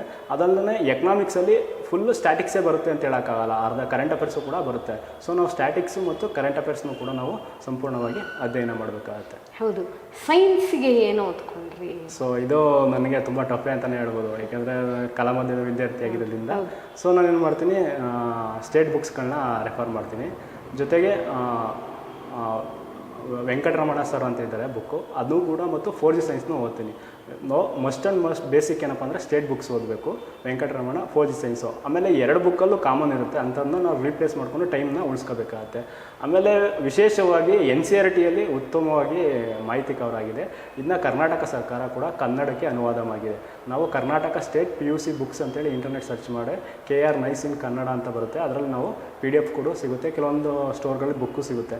ಸೊ ಇಂಥವನ್ನ ನಾವು ಓದಿದ್ರೆ ತುಂಬ ಅನುಕೂಲ ಆಗುತ್ತೆ. ಓಕೆ, ಇದು ಸೈನ್ಸಿಗೆ ಇಷ್ಟು. ಪ್ರತಿ ಸಬ್ಜೆಕ್ಟಿಗೂ ಏನೇನು ಕಲಿತಾ ಇದ್ದೀರಾ ಅಂತ. ಕರೆಂಟ್ ಅಫೇರ್ಸಿಗೆ ನೀವು ಮೆಂಟಲ್ ಎಬಿಲಿಟಿ ಹೇಳಿದ್ರಿ ಯಾವಾಗಲೇ, ಯೂಟ್ಯೂಬು ಶಾರ್ಟ್ಕಟ್ಸ್ ಅಂತ ಹೇಳಿ. ಅದಲ್ಲದೆ ಏನಾದರೂ ವಿಶೇಷವಾದ ಪುಸ್ತಕವನ್ನೇನಾದರೂ ಬಳಸಿದ್ರ? ಹೌದು, ಖಂಡಿತವಾಗಿ ಮೆಂಟಲ್ ಎಬಿಲಿಟಿಗೆ ಬಳಸಬೇಕಾಗತ್ತೆ. ಆದರೆ ಅಂದರೆ ನಮ್ಮಲ್ಲಿ ಕನ್ನಡದ ನಾನು ನೋಡಿದೆ, ಸೋರ್ಸ್ ತುಂಬ ಕೊರತೆ ಇತ್ತು. ಸೊ ಅದರಿಂದ ನಾನು ಏನು ಮಾಡ್ತಿದ್ದೆ, ಸ್ಮಾರ್ಟಾಗಿ ವರ್ಕ್ ಮಾಡೋಕ್ಕೆ ಶುರು ಮಾಡಿದೆ. ಸೊ ಟಾಪಿಕ್ ತೊಗೊಳೋದು, ಏಜಸ್ ಆ್ಯಂಡ್ ಪ್ರಾಬ್ಲಮ್ಸ್ ಅಂತೇಳಿ ಕ್ವಶನ್ಸ್ನ ನಾನು ಸರ್ಚ್ ಮಾಡಿದೆ ಯೂಟ್ಯೂಬಲ್ಲಿ.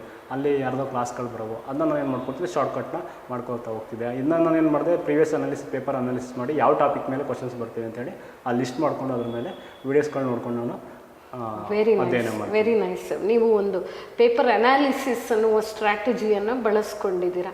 ಕರೆಂಟ್ ಅಫೇರ್ಸ್ಗೆ ಏನೇನೆಲ್ಲ ಬಳಕೆ ಮಾಡಿದ್ರಿ? ನಾನು ಪ್ರಾರಂಭದಲ್ಲಿ ಕರೆಂಟ್ ಅಫೇರ್ಸ್ನ ಓದೋಕ್ಕೋಲ್ಲ, ಯಾಕೆಂದರೆ ನಾನು GS ಅಲ್ಲಿ ಇನ್ನೂ ತಿಳ್ಕೊಬೇಕಾದ್ರೆ ತುಂಬ ಇದೆ ಅಂತೇಳಿ ಅಂದ್ಕೊಂಡು, ಏನೇನು ಎಕ್ಸಾಮ್ ಇನ್ನೊಂದು 6 ತಿಂಗಳಿದ್ದಾಗ ನಾನು ಬೇಕಾದ್ರೆ ಕರೆಂಟ್ ಅಫೇರ್ಸ್ ಓದೋಣ ಅಂತೇಳಿ ನಾನು ಆಲೋಚನೆ ಬರುತ್ತೆ. ಸೊ ನಾನು ಫಸ್ಟು ಸಬ್ಜೆಕ್ಟ್ನ ಓದ್ತೀನಿ, ನಂತರ ಕರೆಂಟ್ ಅಫೇರ್ಸ್ ಓದೋಕ್ಕೆ ಶುರು ಮಾಡ್ತೀನಿ. ಆಮೇಲೆ ನಾನು ಏನು ಮಾಡ್ತೀನಿ, GK ಟುಡೇ ಅನ್ನೋ ಕರೆಂಟ್ ಅಫೇರ್ಸ್ನ ಮಸ್ಟಾಗಿ ಫಾಲೋ ಮಾಡ್ತೀನಿ. ನಂತರ ಪ್ರಜಾವಾಣಿ, ಆಮೇಲೆ ವಿಜಯ ಕರ್ನಾಟಕ ಪೇಪರ್ನ ನಾನು ಓದ್ತಾ ಇರ್ತೀನಿ. ಓಕೆ, ಇದಿಷ್ಟನ್ನು ನೀವು ಕರೆಂಟ್ ಅಫೇರ್ಸಿಗೆ ಅಂತ ಹೇಳಿ ಬಳಕೆ ಮಾಡಿಕೊಂಡ್ರಿ. ಇದೆಲ್ಲ ಆದ ನಂತರ ಪೇಪರ್ 1ಗೆ ಹೆಂಗೆ ನಿಮ್ಮ ತಯಾರಿಯನ್ನು ಮಾಡಿಕೊಂಡ್ರಿ? ಕೆಲವ್ರು ನನ್ನ ಸ್ನೇಹಿತರು ಸೆಲೆಕ್ಷನ್ ಆದಮೇಲೆ ವಿಶ್ ಮಾಡ್ತಾ ಹೇಳ್ತಾರೆ, ಮಗ ನೀನು ಫಸ್ಟ್ ಪೇಪರಿಂದ ನಿನ್ನ ಸರ್ವೈವ್ ಆಗಿದೆ, ಯಾಕೆಂದರೆ ಎಲ್ಲರೂ ಬೇರೆ ಪೇಪರೆಲ್ಲ ತುಂಬ ಬಿಲೋ ಅವರೇಜ್ ಸ್ಕೋರ್ ಬಂದುಬಿಟ್ಟಿದೆ, ನೀನು 34.5 ತೊಗೊಂಡಿರೋದು ಅದೇ ನಿನ್ನ ಕೈ ಹಿಡಿದಿದೆ ಅಂತ.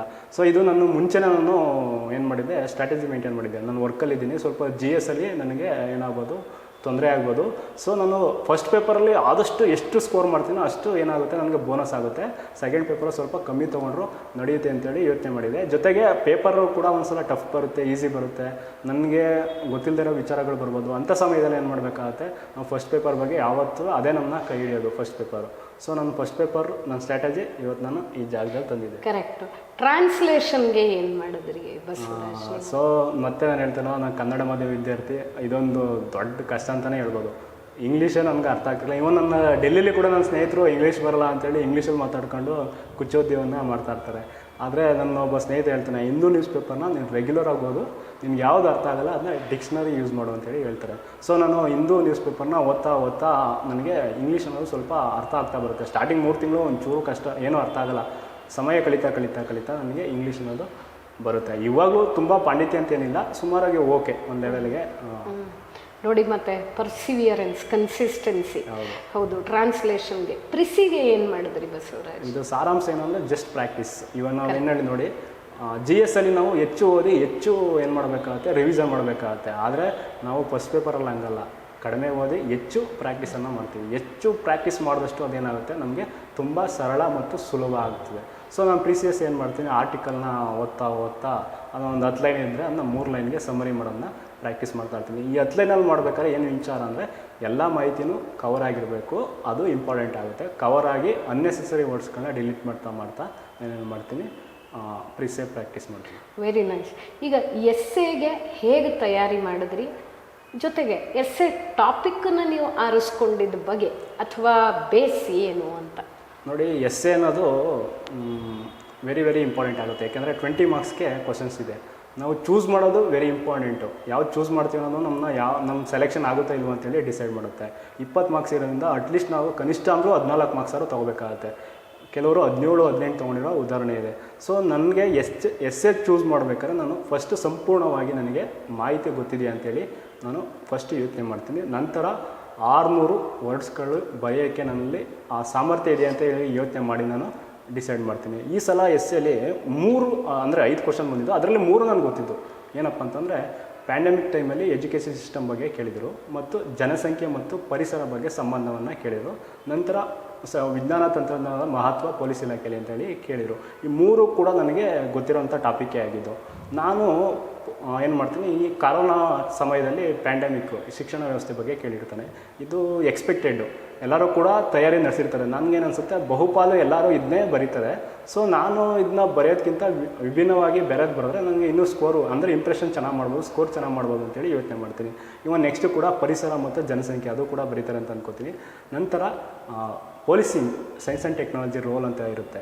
ಸೊ ಇದನ್ನ ನಾನು ಚೂಸ್ ಮಾಡ್ತೀನಿ. ಏನಕ್ಕೆ ಅಂತಂದರೆ ನಾನು ಆಲ್ರೆಡಿ ನನಗೆ ಇದು ಸ್ವಲ್ಪ ಚೆನ್ನಾಗಿ ಮಾಹಿತಿ ಇದೆ. ಅಬ್ಕಾರಿ ಇಲಾಖೆಯಲ್ಲಿ ನಾನು ವರ್ಕ್ ಮಾಡಿದ್ದೀನಿ. ಸೊ ಯೂನಿಫಾರ್ಮ್ನ ನಾನು ಧರಿಸಿದ್ದೀನಿ. ಸೊ ನನಗೆ ಇದು ಅನುಕೂಲ ಆಯಿತು. ಜೊತೆಗೆ ನಾನು ನೆಕ್ಸ್ಟು PSI ಆಕಾಂಕ್ಷಿ.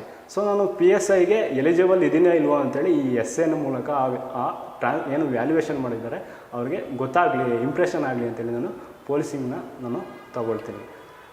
ನಂತರ ಎಸ್ಸೆ ಯಾವ ರೀತಿ ಬರೀಬೇಕು ಅನ್ನೋದು ನೋಡಿ. ಕೆಲವರಿಗೆ ಎಸ್ಸೆ ತುಂಬ ಕಷ್ಟ ಅಂತ ಹೇಳ್ತಾರೆ. Essay it is not A tough, it is just matter of practice. ನೀವು ಪ್ರಾಕ್ಟೀಸ್ ಮಾಡಬೇಕಷ್ಟೇ. ಮೊದಲು ಏನು ಮಾಡಿ ಗೊತ್ತಾ, ಹಳೆ ಪ್ರೀವಿಯಸ್ ಇಯರ್ ಪೇಪರ್ನ ಏನಿರುತ್ತೆ ಅದನ್ನ ಅನಾಲಿಸಿಸ್ ಮಾಡಿ, ಯಾವ ಟಾಪಿಕ್ ಮೇಲೆ ಕ್ವಶನ್ಸ್ಗಳು ಬರ್ತೀವಿ ಅಂತ ಹೇಳಿ ನೋಡಿ. ನಾನೇನು ಮಾಡಿದ್ರೆ ಒಂದು 10 ರಿಂದ 12 ಟಾಪಿಕ್ನ ಸೆಲೆಕ್ಷನ್ ಮಾಡ್ತೀನಿ. ಇವಾಗ ಶಿಕ್ಷಣ ತೊಗೊಂಡೆ, ಶಿಕ್ಷಣ, ಮಹಿಳೆಯರ ಸಬಲೀಕರಣ, ಪೊಲೀಸ್ ಇಲಾಖೆ, ಆಮೇಲೆ ಪರಿಸರ ಮಾಲಿನ್ಯ, ಜಾಗತಿಕ ತಾಪಮಾನ, ಈ ಥರದ್ದು ಏನಿರುತ್ತೆ ಟಾಪಿಕ್ ಮೇಲೆ ಇದ್ದೇ ಇರುತ್ತೆ. ಇದ್ರ ಮೇಲೆ ಟಾಪಿಕ್ ಇರುತ್ತೆ, ಆದರೆ ಸ್ವಲ್ಪ ಕ್ವಶನ್ಸ್ಗಳ ನೇಚರ್ ಏನಾಗುತ್ತೆ, ಚೇಂಜ್ ಆಗುತ್ತೆ.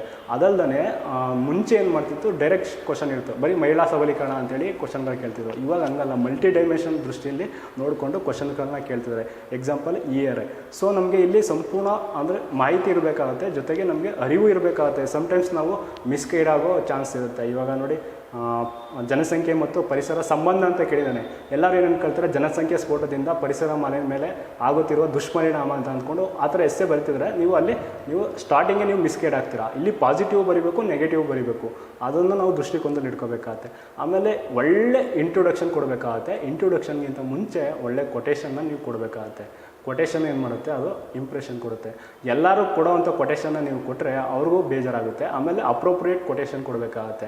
ಇವಾಗ ನೋಡಿ, ಯಾವುದು ಅಂತಂದರೆ ಮಹಿಳೆಯರ ಸಬಲೀಕರಣ ಅಂತಂದಕ್ಕೆ ಎಲ್ಲರೂ ಏನು ಮಾಡ್ತಾರೆ, ತೊಟ್ಟಿಲನ್ನು ತೂಗೋ ಕೈ ದೇಶವನ್ನು ತೂಗುವುದು ಅಂತೇಳಿ ಹೇಳ್ತಾರೆ. ಇದು ಉತ್ತಮವಾದ ಕೊಟೇಶನ್. ಆದರೆ ಎಲ್ಲರೂ ಇದನ್ನೇ ಬರೆದಿರ್ತಾರೆ. ಸೊ ನಿಮ್ಮದು ಎಸ್ಸೆ ಅಂದರೆ ಏನಂತಂದರೆ ಒಂದು ಸಬ್ಜೆಕ್ಟ್ ಬಗ್ಗೆ ಒಂದು ಪರ್ಸ್ನಲ್ ವ್ಯೂ, ಒಂದು ಆರ್ಗ್ಯುಮೆಂಟ್ಸು. ಸೊ ನೀವು ಎಲ್ಲರನ್ನೂ ಬರೆದ್ರೆ ಆ ವ್ಯಕ್ತಿಗೆ ವ್ಯಾಲ್ಯೂಯೇಷನ್ ಮಾಡೋರು ಏನು ಅನಿಸುತ್ತೆ ಅಂದರೆ, ಇವರು ಕೂಡ ಕಾಪಿ ಮಾಡಿದ್ದಾರೆ, ಹಾರ್ಡ್ ವರ್ಕ್ ಮಾಡಿಲ್ಲ, ಸ್ವಂತ ಜ್ಞಾನ, ಅರಿವು, ನಾಲೆಡ್ಜ್ ಇಲ್ಲ ಅಂತೇಳಿ ಅವರು ಭಾವಿಸ್ತಾರೆ. ಸೊ ಅಂಥ ಸಮಯದಲ್ಲಿ ನಾವೇನು ಮಾಡ್ಬೋದು, ನಮ್ಮ ಉಪರಾಷ್ಟ್ರಪತಿಯವರು ಮಾತಾಡ್ತಾ ಒಂದು ಹೇಳ್ತಾರೆ, ಮಹಿಳಾ ಸಬಲೀಕರಣ ಮಾಡಬೇಕು ಅಂದರೆ ಅತ್ಯಾಚಾರ ಈ ಥರ ತೊಂದರೆಗಳನ್ನ ಸಾಲ್ವ್ ಮಾಡಬೇಕು ಅಂದರೆ ಏನೋ ಕಟ್ಟುನಿಟ್ಟಿನ ಕಾನೂನುಗಳಿಗಿಂತ ನಮ್ಮ ಮನಸ್ಥಿತಿಯನ್ನು ನಾವು ಚೇಂಜ್ ಮಾಡಬೇಕು ಅಂತೇಳಿ ಹೇಳ್ತಾರೆ. ಇದು ವೆರಿ ವೆರಿ ಇಂಪಾರ್ಟೆಂಟ್ ಆಗುತ್ತೆ. ಈ ಥರ ಅಂದರೆ ಅಪ್ರೋಪ್ರಿಯೇಟ್ ನಾವೇನು ಮಾಡ್ಬೋದಕ್ಕೆ ಕೊಟೇಶನ್ ಆಗಬೇಕಾಗುತ್ತೆ. ಇವಾಗ ಎಕ್ಸಾಂಪಲ್ ಇನ್ನೊಂದು ತೊಗೋಬೇಕು ಅಂತಂದರೆ ರೈತರ ಆತ್ಮಹತ್ಯೆ. ಸೊ ನಾವು ರೈತರ ಆತ್ಮಹತ್ಯೆ ಅಂತ ನಮಗೆ ಎಸ್ಸೆ ಬಂದಿರುತ್ತೆ. ನಾವೇನು ಮಾಡ್ತೀವಿ, ರೈತ ದೇಶದ ಬೆನ್ನೆಲುಬು ಅಂತಲೇ ಆಗ್ತಾ ಇರ್ತೀವಿ. ಇದಕ್ಕೆ ನಾವು ಅಪ್ರೋಪ್ರಿಯೇಟ್ ಕೊಟೇಶನ್ ಏನಪ್ಪ ಅಂತಂದರೆ, ಒಂದು ರಾಯಲ್ ಕಮಿಷನ್ ವರದಿ ಹೇಳುತ್ತೆ. ಏನಪ್ಪ ಅಂತ ಹೇಳುತ್ತೆ ಅಂದರೆ, ರೈತ ಸಾಲದಲ್ಲೇ ಹುಟ್ಟಿ ಸಾಲದಲ್ಲೇ ಬೆಳೆದು ಸಾಲವನ್ನು ತನ್ನ ಮುಂದಿನ ಪೀಳಿಗೆಗೆ ಬಳುವಳಿಯಾಗಿ ನೀಡುತ್ತಾನೆ ಅಂತೇಳಿ ಅದು ವರದಿ ಹೇಳುತ್ತೆ. ಇದು ಏನಾಗುತ್ತೆ, ಮೋಸ್ಟ್ ಅಪ್ರೋಪ್ರಿಯೇಟ್ ಆಗುತ್ತೆ. ಜೊತೆಗೆ ಇಂಥ ಕೊಟೇಶನ್ನ ಬಳಸಿರೋ ಸಂಖ್ಯೆ ತುಂಬ ಕಮ್ಮಿ ಇರುತ್ತೆ. ಅದೇನಾಗುತ್ತೆ, ವ್ಯಾಲ್ಯೂಯೇಟರ್ಗೆ ಇಂಪ್ರೆಷನ್ ಆಗುತ್ತೆ. ಇದು ಕೂಡ ಉತ್ತಮ ಸ್ಕೋರ್ ಬರುತ್ತೆ. ನಾನು ಉತ್ತಮವಾದ ಕೊಟೇಶನ್ ನಂತರ ಉತ್ತಮವಾದ ನಾವು ಪೀಠಿಕೆಯನ್ನು ಹಾಕಬೇಕಾಗುತ್ತೆ. ಕೆಲವರು ನೇರವಾಗಿ ಎಸ್ಸೆಗೆ ಹೋಗ್ಬಿಡ್ತಾರೆ, ಅದು ರಾಂಗ್ ಆಗುತ್ತೆ. ಉತ್ತಮ ಪೀಠಿಕೆ, ಉತ್ತಮವಾದ ಬಾಡಿ ಸ್ಟ್ರಕ್ಚರು, ಉತ್ತಮವಾದ ಕನ್ಕ್ಲೂಷನ್, ಅದರಲ್ಲೂ ಎಕ್ಸ್ಪೆಷಲಿ ಕನ್ಕ್ಲೂಷನ್ ಇರಬೇಕಾಗುತ್ತೆ, ಸಕಾರಾತ್ಮಕವಾಗಿರುತ್ತೆ. ಸಮಸ್ಯೆನ ನಾವು ಸಿಸ್ಟಮನ್ನು ಬರೀ ದೂಷಣೆ ಮಾಡೋದಲ್ಲ, ಅದರಲ್ಲೂ ಇದ್ದು ಕೂಡ ನಾವು ಸಕಾರಾತ್ಮಕವಾಗಿ ಆನ್ಸರ್ ಬರಿತೀವಲ್ಲ, ಅದು ನಮ್ಮ ಸಕಾರಾತ್ಮಕ ಚಿಂತನೆಯನ್ನು ಎಕ್ಸ್ಪ್ರೆಷನ್ ಮಾಡುತ್ತೆ. ಸೊ ಇಂಥ ಸಮಯದಲ್ಲಿ ಎಸ್ಸೆ ನಾವು ಯಾವಾಗಲೂ ನೆನಪಿಡಲಿ, ಯಾವುದೋ ಒಂದು ಬುಕ್ಕನ್ನು ನಾವು ಕಾಪಿ ಮಾಡೋದಲ್ಲ, ಇದು ವೈಯಕ್ತಿಕವಾಗಿ ವ್ಯೂಸ್ ಅನ್ನಬೇಕು. ಅಂದರೆ ವ್ಯಾಲ್ಯೂಯೇಟರ್ ಮಾಡೋನಿಗೆ ಹೌದಪ್ಪ ಈ ವ್ಯಕ್ತಿ ವೈಯಕ್ತಿಕವಾಗಿ ಅಧ್ಯಯನ ಮಾಡಿದ್ದಾನೆ, ವೈಯಕ್ತಿಕವಾಗಿ ಸಲಹೆಗಳನ್ನ ನೀಡಿದ್ದಾನೆ, ವೈಯಕ್ತಿಕವಾಗಿ ಸಮಸ್ಯೆಗಳನ್ನ ಅರ್ಥ ಮಾಡ್ಕೊಂಡಿದ್ದಾನೆ ಅಂತಂದಾಗ ಅದು ತುಂಬ ಅನುಕೂಲ ಆಗುತ್ತೆ. ಇವಾಗ ನಾನು ಪೊಲೀಸಿಂಗ್ ಅಂತ ಹೇಳಿದೆ, ಬರೀ ಅದನ್ನೇ ಯಾರೋ ಒಂದು ಬುಕ್ಕಲ್ಲಿ ಬರೆದಿರೋದನ್ನ ಬರೆದ್ರೆ ನಾನು next I am not A good police officer future ಅಂತೇಳಿ ಅವ್ರಿಗೆ ಏನಾಗುತ್ತೆ ಗೊತ್ತಾಗಲ್ಲ, ಆಗಲ್ಲ. ನಾನು ಖಂಡಿತ ಏನೋ ಒಂದು ಕಾಪಿ ಮಾಡಿದ್ದೇನೆ. ಇದಕ್ಕಿಂತ ನೀವು ಪ್ರಾಕ್ಟಿಕಲಾಗಿ ನಿಮ್ಮದು ಪರ್ಸ್ನಲ್ ವ್ಯೂ ಆಗಿ ಮಾಡಿದ್ರೆ ಅವ್ರಿಗೆ ಉತ್ತಮವಾಗಿ ಇಂಪ್ರೆಷನ್ ಆಗುತ್ತೆ. ಸತ್ಯ, ಬಹಳ ವಿಸ್ತೃತವಾಗಿ ಎಲ್ಲ ವಿಚಾರಗಳನ್ನು ಹೇಳಿದ್ರಿ. ಯಾವಾಗಲೂ ನಾವು ಅದನ್ನೇ ಹೇಳೋದು, 1, 2, 3 ಹೈಸ್ಕೂಲು ಕಾಲೇಜು ವಿದ್ಯಾರ್ಥಿ ಥರ ಬರಿಬೇಡಿ. ನೀವು ಒಬ್ಬ ಎಕ್ಸಿಕ್ಯೂಟಿವ್ ಥರ, ಒಂದು ಪೊಲೀಸ್ ಆಫೀಸರ್ ಥರ ಅದನ್ನು ಹೆಣಿಬೇಕು ಅಂತ ಹೇಳಿಬಿಟ್ಟು ಹೇಳ್ತಾ ಇರ್ತೀವಿ. ಹೌದು, ನೀವು ಅದನ್ನೇ ಮಾಡಿದ್ದು ಕೂಡ. ಅದರಿಂದ ನಿಮಗೆ ಹೇಳಿದ್ರಲ್ಲ, ಕೈ ಹಿಡಿತು ನನ್ನ ಯಶಸ್ಸಿಗೆ ಅಂತ ಹೇಳಿಬಿಟ್ಟು. ಬಸವರಾಜ್, ಈ ಸಲ ಎಲ್ಲ ಸಲಿಗಿಂತ ಸ್ವಲ್ಪ ವಿಸ್ತೃತವಾಗಿತ್ತು. ಪೇಪರ್ ವಾಸ್ ಲೆಂತಿ ಅಲ್ವಾ? ನೀವು ಟೈಮ್ ಮ್ಯಾನೇಜ್ಮೆಂಟನ್ನು ಹೇಗೆ ಮಾಡಿದ್ರಿ ಅನ್ನುವಂಥದ್ದು.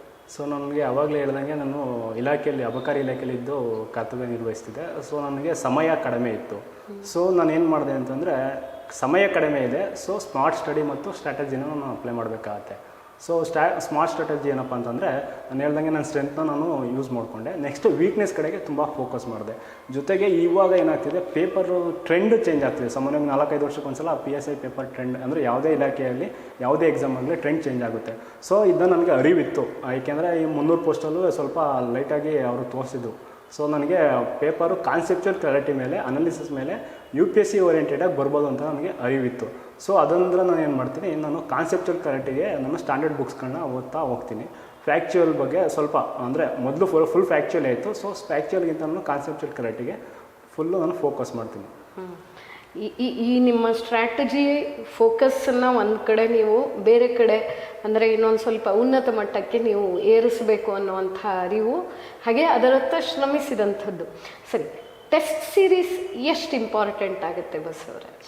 ಟೆಸ್ಟ್ ಸೀರೀಸ್ ಅನ್ನೋದು ತುಂಬ ಅವಶ್ಯಕ ಅಂತ ಅಂದರೆ, ಇದು ಖಂಡಿತವಾಗಿ ಒಬ್ಬ ವ್ಯಕ್ತಿ ಊಟ ಇಲ್ಲದೇ ಹೇಗೆ ಬದುಕೋಕ್ಕಾಗಲ್ವೋ, ಒಂದು ಎಕ್ಸಾಮ್ ದೃಷ್ಟಿಕೋನದಿಂದ ಟೆಸ್ಟ್ ಸೀರೀಸ್ ಅನ್ನೋದು ತುಂಬ ಅವಶ್ಯಕ ಆಗಿರುತ್ತೆ.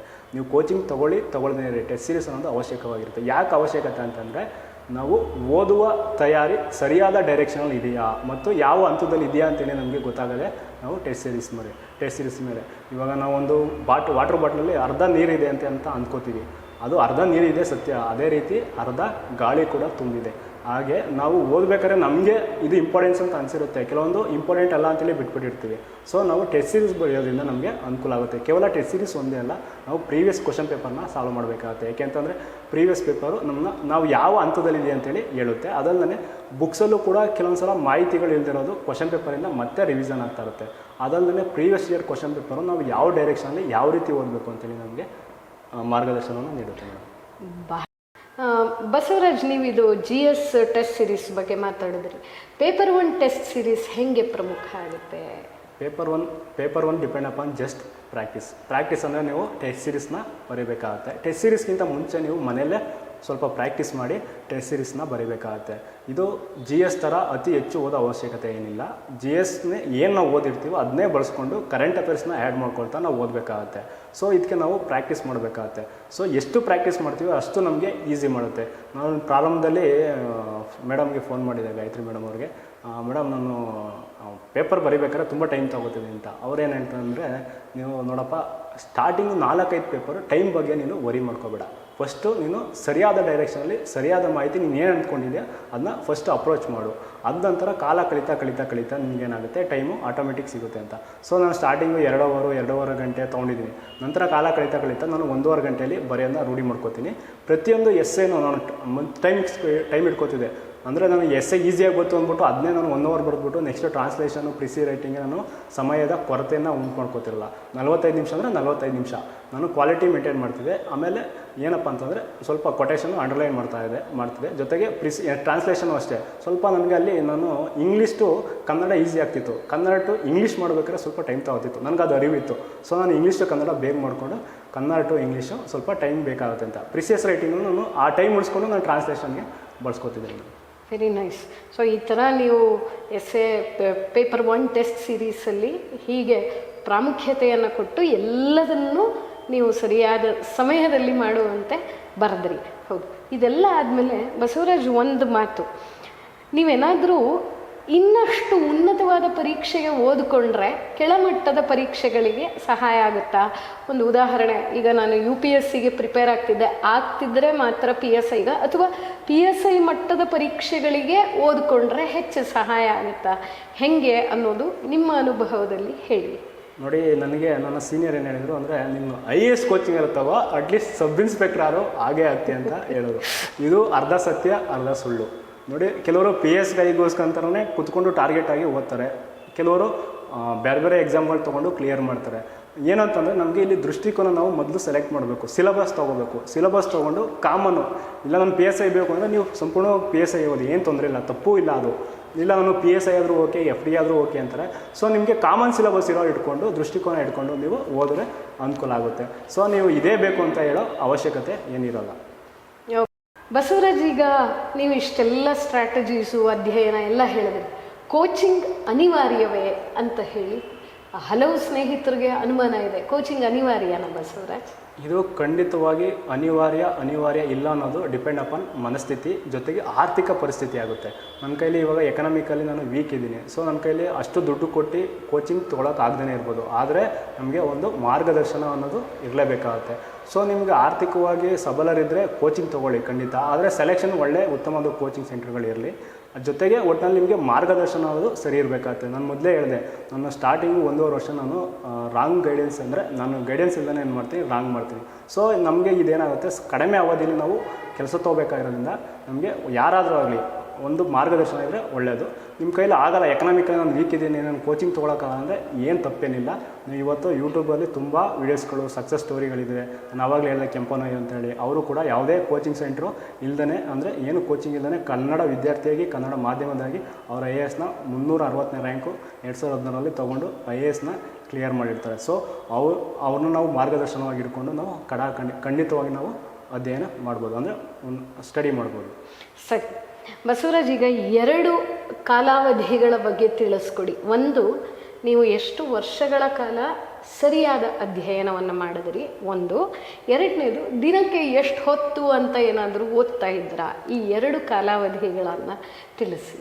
ನೋಡಿ, ನಾನು ಪ್ರಾರಂಭದಲ್ಲಿ ಓದೋಕ್ಕೆ ಶುರು ಮಾಡಿದಾಗ ತುಂಬ ಅವಧಿ ಓದ್ತಿದ್ದೆ, ಅಂದರೆ 10 ಅವರು 12 ಅವರು ಓದ್ತಿದ್ದೆ. ಬಟ್ ರಾಂಗ್ ಗೈಡೆನ್ಸ್ ಆಗ್ತು. ಆದರೆ ನನಗೆ ಅರ್ಥ ಆಗುತ್ತೆ, ಕಾಲ ಕಳೆದಂಥ ನಂತರ 1.5 ವರ್ಷ 2 ವರ್ಷ ನಾನು ರಾಂಗ್ ಗೈಡೆನ್ಸ್ ಮಾಡ್ತೀನಿ, ಮತ್ತೆ ಇನ್ನೊಂದು ವರ್ಷ ಏನು ಮಾಡ್ತೀನಿ, ನಾನು ತೊಗೋತೀನಿ ಏನು ಓದಬೇಕು, ಹೆಂಗೆ ಓದಬೇಕು ಅಂತ. ತದನಂತರ ನನ್ನ ಸೀನಿಯರ್ ಗೈಡೆನ್ಸ್ ಏನಿರುತ್ತೆ ಮತ್ತು ಕೋಚಿಂಗ್ ಸೆಂಟ್ರಿಂದ ನಾನು ಸರಿಯಾದ ಟ್ರ್ಯಾಕ್ ಬರ್ತೀನಿ. ಅದರ ನಂತರ ತದನಂತರ ಇದ್ರ ಮಧ್ಯದಲ್ಲಿ ನನಗೇನಾಗುತ್ತೆ, ಉದ್ಯೋಗ ಸಿಗುತ್ತೆ. ಇಲ್ಲಿ ನನಗೆ ಕಡಿಮೆ ಅವಧಿ ಇರುತ್ತೆ, ಇವನ್ ಸಮ್ಟೈಮ್ಸ್ ನಾನು ಓದೋಕ್ಕೂ ಆಗಲ್ಲ. ಸೊ ನಾವು ಇಲ್ಲಿ ಕೆಲವರು ಹೇಳ್ಬೋದು, ನಾನು 14 ಅವರ್ ಓದ್ತಿದ್ದೀನಿ ಅಂತ. ಎಲ್ಲ ಅವಧಿಯಲ್ಲೂ ನಾವು 14 ಅವರ್ ಓದೋಕ್ಕಾಗಲ್ಲ. ಸೊ ನನ್ನ ಒಂದು ಏನಂತಂದರೆ, ನೀವು 6 to 8 ಅವರ್ಸ್ ಸಫಿಷಿಯೆಂಟು. ಆದರೆ ಏನಂದರೆ ಸ್ಮಾರ್ಟ್ ಅಧ್ಯಯನ ಇರಲಿ, ಅಂದರೆ ಒಂದು ಕ್ವಾಲಿಟಿ ಎಜುಕೇಷನ್, ಅಂದರೆ ಕ್ವಾಲಿಟಿ ಸ್ಟಡಿ ಅನ್ನೋದು ಇರಬೇಕಾಗುತ್ತೆ. ನೀವು ಕಾನ್ಸಂಟ್ರೇಟ್ ಕೂತ್ಕೊಂಡು ಓದಬೇಕಾಗುತ್ತೆ. ಸೊ ನಿಮ್ಮದು ಕ್ವಾಲಿಟಿಯಾಗಿ ನೀವು ಈ 6 to 8 ಅವರ್ ಓದ್ತಿದ್ದೀರಿ ಅಂದರೆ ಅದು ಸರಿಯಾದ ಕ್ರಮ. ಸೊ ನಿಮಗೆ ಆದರೆ ಏನಂದರೆ ಸ್ವಯಂ ಏನು ಮಾಡಬೇಕಾಗುತ್ತೆ, ವಿಮರ್ಶೆ ಮಾಡ್ಕೋಬೇಕಾಗುತ್ತೆ. ಆತ್ಮವಿಮರ್ಶೆ, ನಾನು ಓದ್ತಿದ್ದೀನಿ, ನನಗೆ ಅರ್ಥ ಆಗ್ತಿದೆಯಾ. ಸೊ ಈ ಥರ ಇಟ್ಕೊಂಡು ನಿಮಗೆ ಮನಸ್ಸು ಬೇಜಾರಾಗ್ತಿಲ್ಲ ಅಂದರೆ ನೀವು 8 ಅವರ್ಸ್ಗಿಂತ ಹೆಚ್ಚಾಗಿ ಓದ್ಬೋದು. ಬಟ್ ಮೈಂಡ್ ತೊಗೋತಿಲ್ಲ ಅಂದರೆ ನೀವು ಕಡಿಮೆನೇ ಓದಿ. ನಾನು 4 ಅವರ್ ಓದ್ತಿದ್ದೀನಿ ಅಂದಕ್ಕೆ ನೀವು ಡಿಪ್ರೆಷನ್ಗೆ ಹೋಗೋ ಅವಶ್ಯಕತೆ ಇಲ್ಲ. ಅದನ್ನ ಒಂದೊಂದಾಗಿ ನೀವು ಡೈಲಿ ಓದ್ತಿದ್ರೆ ಅದು ನಿರಂತರವಾಗಿ ಮುಂದೊಂದು ದಿನ ನಿಮಗೆ ಒಂದು ಪ್ರತಿಫಲ ಸಿಗುತ್ತೆ. ಅದೇ, ಎಷ್ಟು ಗಂಟೆಗಳು ಅನ್ನೋದಕ್ಕಿಂತ ಎಷ್ಟು ಫಲವತ್ತಾದ ಗಂಟೆಗಳನ್ನು ನೀವು ಅಧ್ಯಯನದಲ್ಲಿ ಕಳೀತೀರಾ ಅನ್ನುವಂಥದ್ದು. ಆದರೆ ಎಷ್ಟೇ ಗಂಟೆಗಳಾಗಲಿ ನಿಮ್ಮ ಮನಸ್ಥಿತಿಯನ್ನು ಅದಕ್ಕೆ ಪರಿಪಕ್ವವಾಗೋ ಹಾಗೆ ಮಾಡ್ಕೋಬೇಕಂದ್ರೆ 1 2ರಿಂದ 3 ವರ್ಷಗಳ ಕಾಲ ನೀವು ಅಧ್ಯಯನ ಮಾಡಬೇಕು ಅನ್ನುವಂಥದ್ದು ಸರಿ ಅಲ್ವಾ? ಡಿಗ್ರಿಗೆಲ್ಲ ಓದ ಹಾಗೆ ಇದಕ್ಕೂ ಕೂಡ ಒಂದಷ್ಟು ಸಮಯ ಇಟ್ಕೋಬೇಕು ಅಂತ. ಬಸವರಾಜ್ ಅವರೇ, ಇಷ್ಟು ಸುದೀರ್ಘವಾಗಿ ಎಲ್ಲವನ್ನ ಹೇಳ್ಕೊಟ್ಟಿದ್ದೀರಾ, ಸ್ನೇಹಿತರಿಗೆ ಮಾರ್ಗದರ್ಶನವನ್ನು ನೀಡಿದ್ದೀರಾ. ಆಮೇಲೆ ನಿಮ್ಮ ಯಶಸ್ಸು ನಮಗೂ ಕೂಡ ಒಂದು ಹೆಮ್ಮೆಯ ಗರಿ ಅನ್ನುವಂಥದ್ರಲ್ಲಿ ಎರಡು ಮಾತಿಲ್ಲ. ನೀವು ನಮ್ಮ ವಾಹಿನಿಯ ಮೂಲಕ ಯಾರ್ಯಾರಿಗೆಲ್ಲ ಧನ್ಯವಾದಗಳನ್ನು ಅರ್ಪಿಸಬೇಕು ಅಂತ ಹೇಳಿ.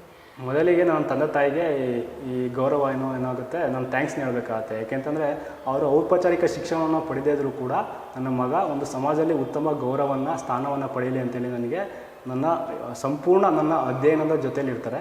ಜೊತೆಗೆ ನನ್ನ ತಮ್ಮನೂ ಕೂಡ, ನನ್ನ ತಮ್ಮ ಏನು ಮಾಡ್ತಾನೆ, ನನ್ನ ಅಣ್ಣ ಓದಲಿ ಅಂತೇಳಿ ಅವನು ಕೂಡ ಸ್ವಲ್ಪ ದಿನ ಓದೋದು ಬಿಟ್ಬಿಟ್ಟಿರ್ತಾನೆ. ಅಂದರೆ ಎಲ್ಲರಿಗೂ ಎಕನಾಮಿಕಲಿ ಸಫಿಷಿಯೆಂಟ್ ಆಗಲ್ಲ ದುಡ್ಡು ಅಂತೇಳಿ ಅವರು ಬಿಡ್ತಾರೆ. ಬಟ್ ನಾನು ಕೊನೆಗೆ ಅವನು ಓದಿಸ್ತಾ ನಾನು ಜೊತೆಲಿ ಓದ್ತಾ ಹೋಗ್ತೀನಿ. ನಂತರ ನಾನು ಫಸ್ಟು ಕಾಂಪಿಟೇಟಿವ್ ಎಕ್ಸಾಮ್ಗೆ ಎಂಟ್ರಿಗೆ ಗೈಡೆನ್ಸ್ ನೀಡುವಂಥವ್ರು ಸ್ವಾಮಿ ಗುರುದೇವನಹಳ್ಳಿ ಅಂತ ಹೇಳಿ ಅವರು. ನಂತರ ಕೆಂಪನಯ್ಯ IAS ಆಫೀಸರ್ ಅಂತೇಳಿ ಅವರು ತುಂಬ ನಾನು ಗೈಡ್ ಮಾಡ್ತಾರೆ. ಇವಾಗ ಪ್ರಸ್ತುತ ಬೆಂಗಳೂರಲ್ಲಿ ಪ್ರವೀಣಣ್ಣ ಅಂತೇಳಿ ACB DYSP ಆಗಿದ್ದಾರೆ. ಇವರು ನನಗೆ ತುಂಬ ಸಹಕಾರ ನೀಡ್ತಾರೆ. ನಂತರ ನನ್ನ ಇಲಾಖೆಯಲ್ಲಿ BUD 4 DC ಆದಂಥ ಹಿರೇಮಠ್ ಸರ್ ತುಂಬ ನನಗೆ ಅನುಕೂಲ ಮಾಡ್ತಾರೆ. ನಂತರ BBMPಯಲ್ಲಿ ಏನು ಕೋವಿಡ್ ಡ್ಯೂಟಿ ಇದೆ ಅಲ್ಲೂ ಕೂಡ ಪ್ರಕಾಶ್ ಸರ್ ಅಂತೇಳಿ ತುಂಬ ನನಗೆ ಸಮಯನ ಹೊಂದಿಸ್ಕೊಡ್ತಾರೆ.